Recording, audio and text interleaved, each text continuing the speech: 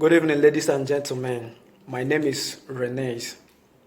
I drove 120 kilometers down here to meet the author of this great book.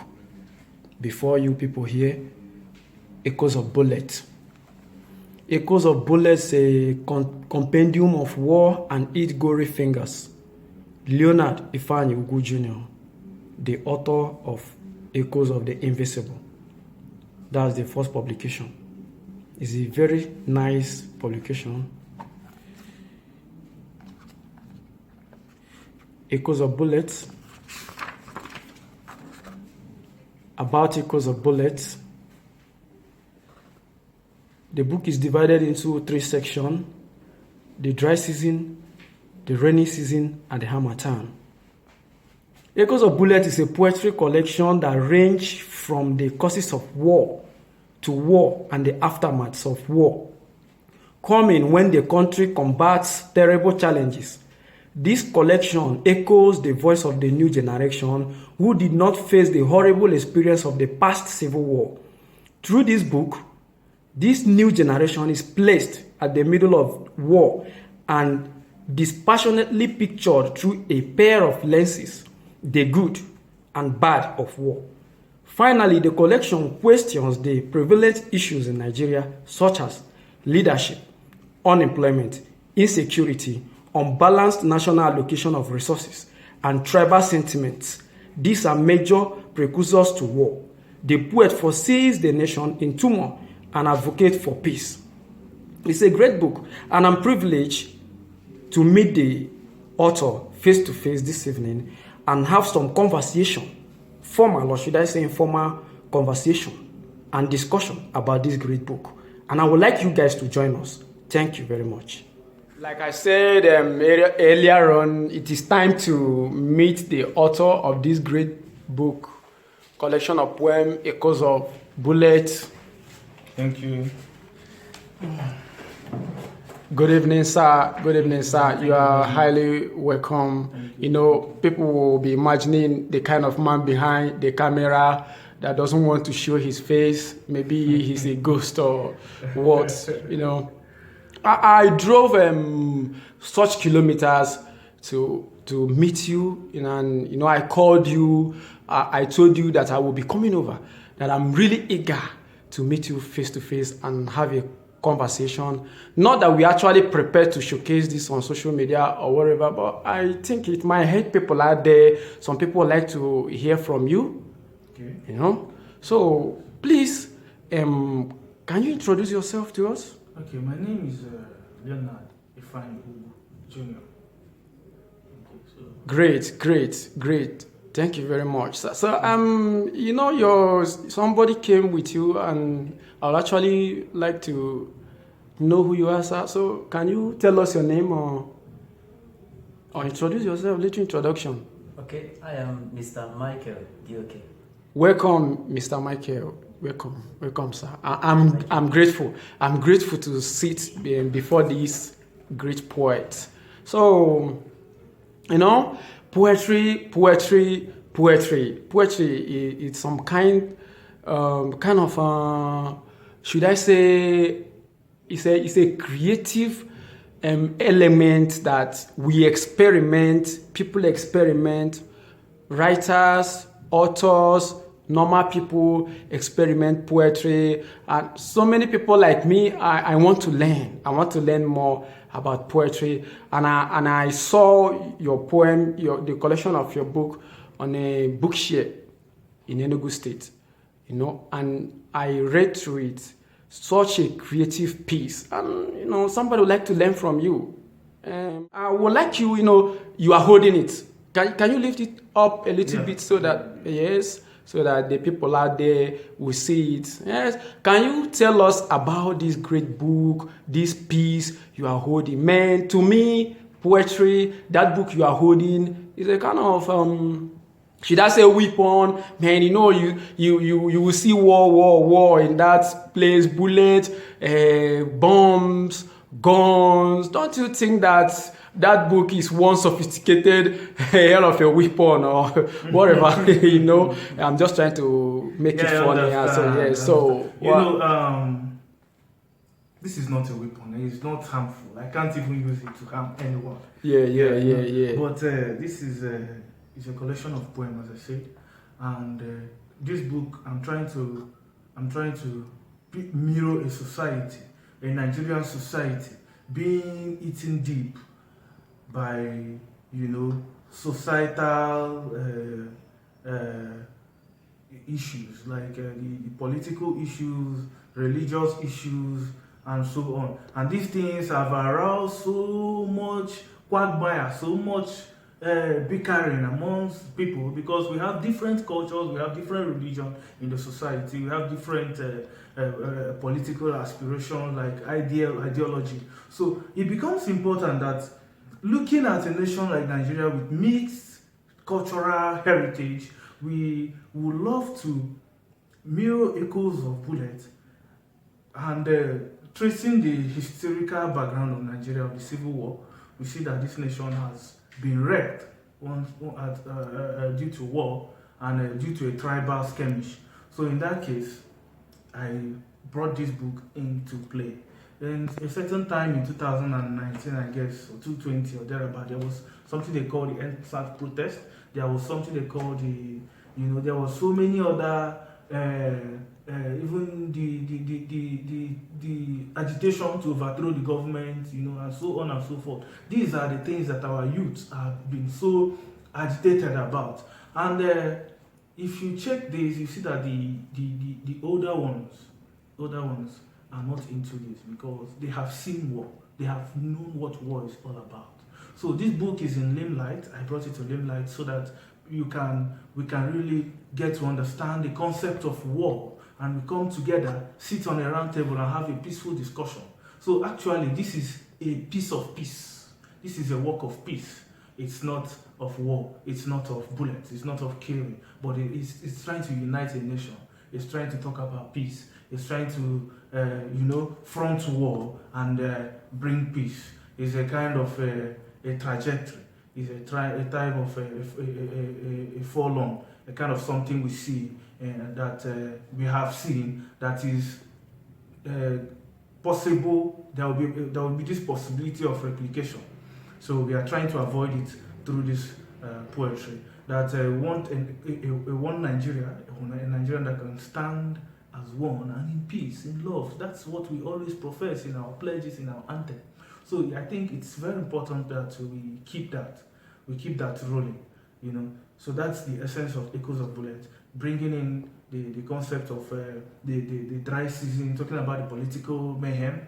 Then you talk about the rainy season, the bullets, the rain of bullets. Then you talk about the dry season. I was talking about the regrets that war brings, the trauma, and so on and so forth, the shattered houses, rebuilding. When you see such, you try to reconstruct your ideas about war. So that's the major tenet of this work. Whoa, such a wonderful analysis.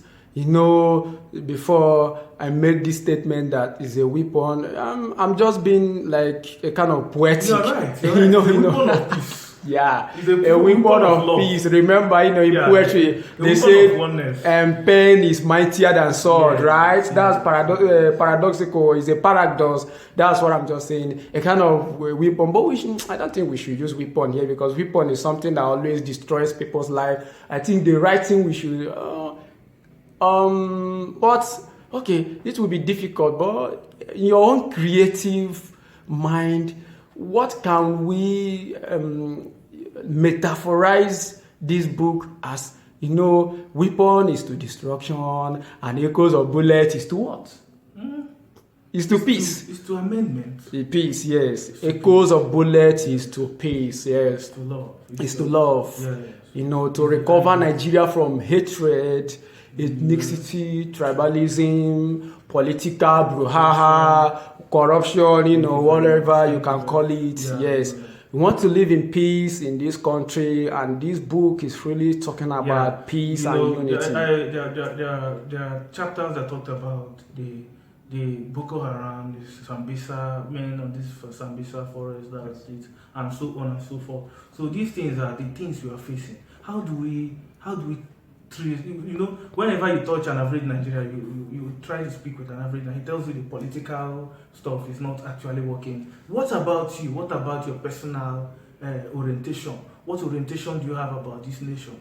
So I think that is something we should build, and that is what this work is here to build a stable orientation, one capable of bringing peace to the nation. Nice. It's nice. Thank you very much.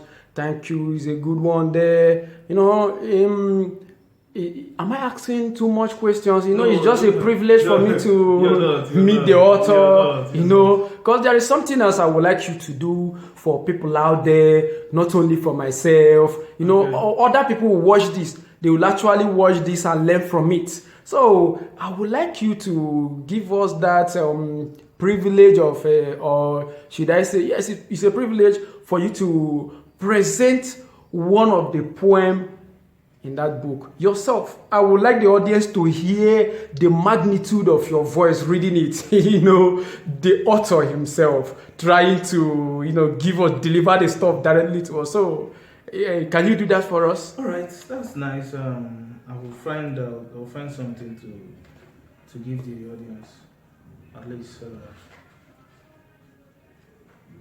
I want to look at my favorite poetry. Okay, And, your favorite yeah, poem yeah. there. So I think we'll look at that, and let's look at Echoes of War. Echoes of War. I read: gunshots, flying bullets, armored tanks explode, boom! Missiles fly like bats at night, rolling flames touch the clouds. Rifle and snipers prey on hovering jets, defecating droplets of death hit the earth.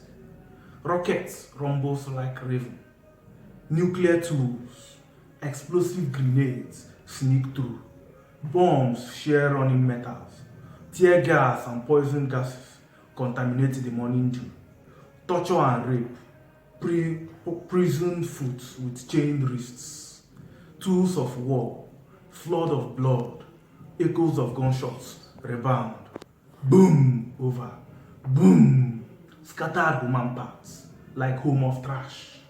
The injured begs, and the living hope for life. Yet, no place to hide. Oh, you warmonger, where will you be when war drums sound like rainstorms from distant, darkening clouds? Thank you very much. Oh, whoa. I know, man. This is good, you know. It's good, and I can hear it like even when you demonstrate the beam of a war, you know, I just pictured myself being in one of the Brothers of Arms. Have you watched that movie or game? You know, we play something like that. No. Okay. You don't have to do I pictured myself. While you were reading the poems, you know how the mind works. It will just take you back to what you have heard somewhere else. I've heard a song about this particular poem that you read just now. Is there anything musical that you are not telling us, or are you not sure you are the guy behind? Do you sing too? I don't. You don't sing. Yeah. So, but this very poem, I've heard it somewhere on your status. You know exactly the same word. So, what can you say about that? That is why I am here with this great musician here. You know, he practically turned my whole poetry, the whole poetry in this book, practically turned all of them to music. Using the same word for word. Word for word, exactly. How he did that, I don't know. But he just practically turned it with a musical rhyme and all these. Whoa, you must be a great singer. Because I attended a particular poetry conference one time, and they captioned it, the difference between poetry and song.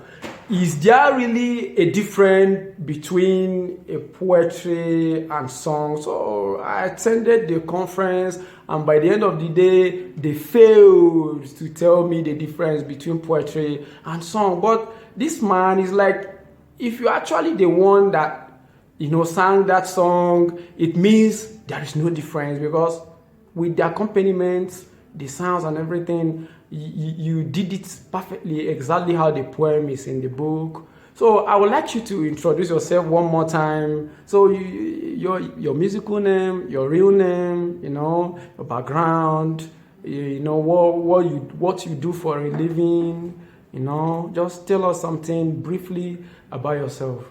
Okay, thank you very much. My name is Mr. Michael DOK, and my music stage name is Michael Praise. I love music. I write songs. I picked this book, Echoes of Bullets, and it's a very wonderful book. It's a very wonderful piece.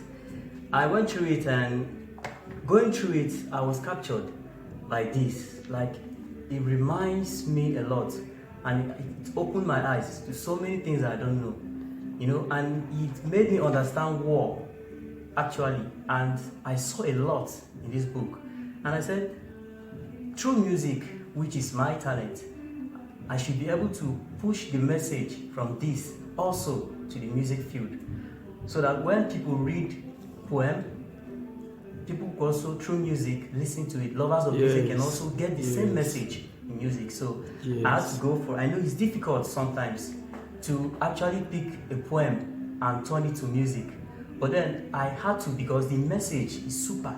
So I picked the word in this wonderful piece and transformed it to music. Great. So it's wonderful. Great. You just have to listen to Nice it. to meet It's you. wonderful. Nice to meet you, sir. Michael Praise. I'm very glad to meet you. I heard that song and I was shocked, because I've never seen somebody. Well, I met one in one particular event. He tried everything possibly, but he couldn't deliver all the poems just as the poem is written. You understand? It's quite difficult, but you did a great work. I know the fans would like to hear this particular music, because I heard it on the great writers status the other time. So I can also include the link in this video, so that people interested, they will play it, they will feel it, they will know that actually is a discussion for another day, that there is little line between poetry and song. There's nothing different there. It's just the accompaniment. So thank you very much, sir. Thank you, Michael Praise. Back to the men. I'm trying to. I'm not a poet now. I'm just trying to, be as poetic as No, I'm excited. I'm excited to meet this great man here, and for him to sit down here, bring out his time, to come and meet me, for us to have this discussion. It's very wonderful, and people are learning a lot from this video. People are learning a lot. Michael Praise for that wonderful talk. I love it so much. Back to the man. Our main man, is the big fish. Should you say big fish? Don't mind me. I'm too excited, and I don't know the actual words to describe such a big poet like that. Man, I've got a lot of inspiration from this book, and people need to buy this. People need to buy this. This book should be distributed across Nigeria. Put it out there in platforms, so that people get it. Poetry. This poetry is good. It's very nice. It's a nice piece. It talks about the unity of Nigeria. Man, this country cannot progress without unity. We will just be running around complaining every time. But with unity, everything can be achievable. So, I've heard about the likes of Tanure Ojaide, Chris Abani, Danger Adulai. These names, I've heard about them. I've read poems. They are all kind of big men in the industry, in poetry, in education, in whatever you can call it. Do you think you are an authority in this field, this very particular field? After I've read, I don't want to mention the old generations of poets. I mean, the ones striving, paving so hard in this poetry. And, I've seen their books. I've seen their awards. they won on several platforms, and they're still waxing out so strong out there that these guys, sometimes when I pick their books, it's like a threat. It's like a threat to the younger generation. Should we call it a threat? So, do you think you're an authority in this field? Authority or no authority, I'm doing this for the Lord. Really appreciate it. It's like an inborn. It's something I've been doing right from childhood. I like writing poetry. In fact, when I started writing it at childhood, I didn't know it was poetry until I got to a stage I got to understand it's poetry. So, talking about being an authority, I tell you that honestly, if you check my bio, you see that I studied political science. Yes. PhD. After doing that political science to PhD, currently doing my PhD, I had to go back to study English and literary studies in the University of Nigeria. I had to do it as a postgraduate diploma program, part-time. So I did that because it's not just about writing poetry. You have to grab the essential, the foundation, the fundamentals of it. So I had to go there. I had to get some of these, and there I met some lecturers, some people who really polished me in that. And it really shaped me. It really shaped my idea of poetry. My initial idea of poetry can be found in Echoes of the Principle, which I am not really downgrading. It's a good one. But Echoes of Bullet came in another level because of this advancement, So, talking about being an authority, well, I have written this for a long time, and these men you mentioned have also written for a long time. So I am not in competition with anyone. I'm not contesting with anyone. I just want to develop myself and become good. My major aim is this nation. My major aim is to find a way to address the issues around me through poetry. So that's my major issues.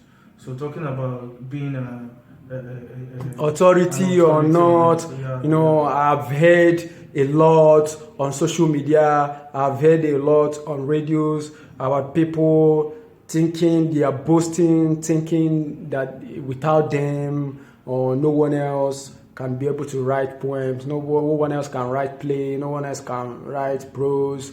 These men out there. In fact, I've read a particular poem about something of that nature, and it's kind of threatening. And the up and coming writers, you'll be like, wow, do you think we can make it to that level? These guys, we all have godfathers. I had a kind of a very direct but short tutelage under a Ikogoke. But may God rest his soul, I had a very short but a direct tutelage under him. And with him, I was able to understand also the major elements required in good poetry, to be able to write a good poetry. So sometimes it's not your talent alone, your God-given talent alone doesn't just do the work. You have to go extra mile. You have to learn. You have to read. That's why I drove all the way from 120 kilometers, man. I sat 120 kilometers just to come and meet this great man because I want to learn. I want to study more. I want to meet poets out there. Like, how do you draw your inspiration? I want to know how you draw your inspiration, sir. Well, I don't want to be sentimental, but honestly speaking, my inspiration comes from God. From God. Inspiration, yes.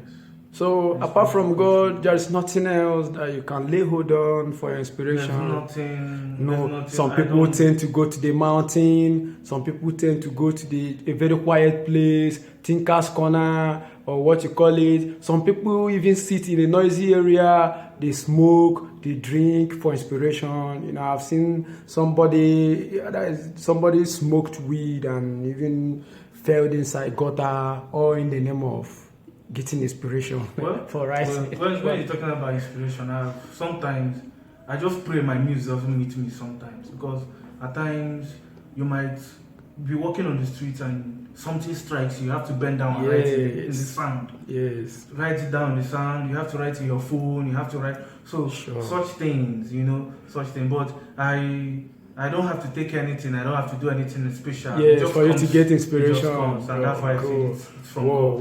It's from God. Whoa. That's very nice, man. It's a wonderful evening to meet you. I'll keep saying it. Actually about this your hood, I don't understand. Rain is falling, or is it because of the cold, or or am I? Let me check again. Don't you think we are in New York right now, some kind of English country, man?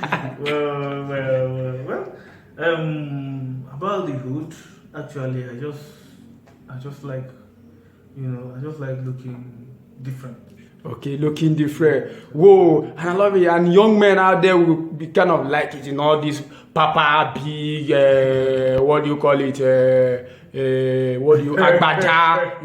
Some of them would have put this agbada, they'll put their red cap, this thing, just for this informal conversation that we're having, because they are trying to prove to us that they are authority and something like that. Where it's a great day, man, meeting you. Thank you. I believe that people out there will learn one or two from this video, that I'm picking, because I'll be dropping it on my social media handle, because I want people to see it, and also know that I've been privileged to meet this great writer. In case you know where you will be in future, remember me, that time you have to remember me, and I will show you this video so that you know that yes, this is my guy, now something like that. So thank you, Sir Michael Praise. That music is a wonderful piece. You are talented, you are blessed, and you are going places with such, because in Nigeria, nobody, I know the way poetry is dying, we need to revive it. Maybe joining it with music, something like that will bring poetry back, and people will love to read it